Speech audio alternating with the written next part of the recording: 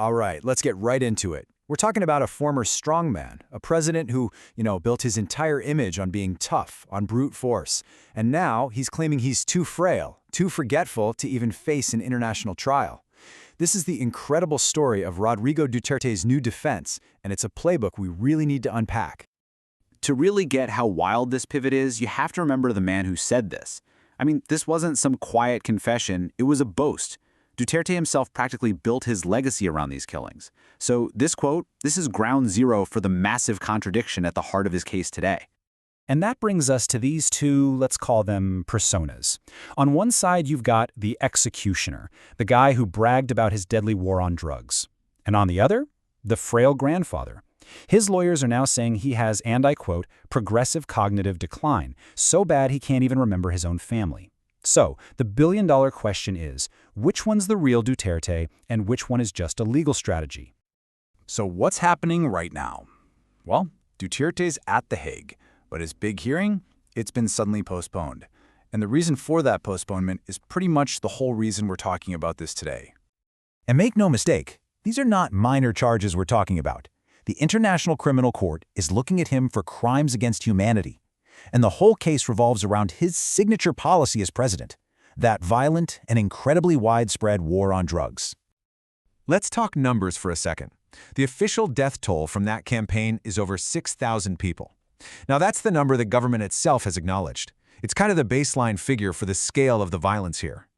But, and this is a huge but, that official number is heavily disputed. Human rights groups say the real figure is way higher, possibly closer to 30,000 deaths. That huge gap between those two numbers, that really shows you the immense human stakes of this trial. Okay, so you're facing those numbers, you're facing those charges. What do? Well, Duterte's defense team has pulled out a classic courtroom maneuver. Let's break down what's being called the Sick Man legal playbook. The key concept here is being fit to stand trial. Now, it's really important to get this. This has nothing to do with guilt or innocence. The court just needs to figure out if the person can understand what's going on and if they can help their own lawyers. It's all about being able to participate in the process. And trust me, this is not a new tactic. Not at all. International courts have seen this exact playbook time and time again. Slobodan Milosevic famously used health claims to drag out his trial until he literally died in his cell. Charles Taylor tried something similar. Duterte's defense is just walking down a very well-worn path. But, and here's the plot twist. This whole strategy hits a pretty big wall. There's a specific rule at the ICC, a little detail that really complicates this whole defense for them. And this just lays it all out, doesn't it? ICC Rule 124 says a defendant can just waive their physical presence. Their lawyers can carry on without them even being in the room. So if this were really about Duterte being too sick to show up, his lawyers could just say, okay, we'll proceed without him. The fact that they haven't done that, well, it suggests the goal here isn't accommodation, it's delay. Now, the legal fight happening at The Hague is really only half the story, because back in the Philippines, this whole thing has kicked off a political firestorm. So let's jump into that arena for a bit. So you're seeing two totally different reactions playing out. On one side, you've got Duterte's political party, PDP Laban. They're putting on the public pressure, framing it as a humanitarian thing, asking the current president to let Duterte come home. But on the other side, the Marcos administration is doing everything it can to stay out of it. This quote pretty much says it all about the government's strategy.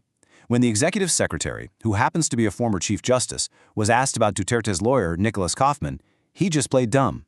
Who is Kaufman, he said. Now, this wasn't ignorance. This was a very calculated political dodge. It was a signal that the palace wants nothing to do with Duterte's legal mess. So with all this legal strategy and political dodging, there's another group, a really important one that we have to hear from, the families of those killed in the drug war. For them, this isn't about gamesmanship. It's about the very real human cost. Over 300 families of victims have officially applied to take part in this ICC case. Now, that number is just a fraction of the total, but it puts a human face on these abstract legal arguments. These are real people, and they are actively fighting for their day in court. And they've got a name for Duterte's defense. It's not just us calling it this. Victims' advocacy groups are the ones calling it the Sick Man Playbook. They're arguing it's a known tactic used by powerful people in the Philippines to get out of being held accountable. For these families, it really all comes down to this one fundamental idea. Every single postponement, every legal trick, It's another hit to their search for answers, because with every delay, witnesses can disappear, memories can fade, and that chance for justice just slips further and further away. So where does all this go from here? You've got the defense claiming memory loss, you've got the victims demanding justice. What are the actual possible outcomes for this incredibly high-stakes case?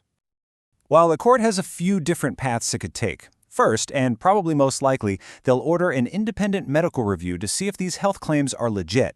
They could also find him temporarily unfit, which of course just means more delays. Then there's the option of pushing for that waiver we talked about under Rule 124, which would let the trial move forward.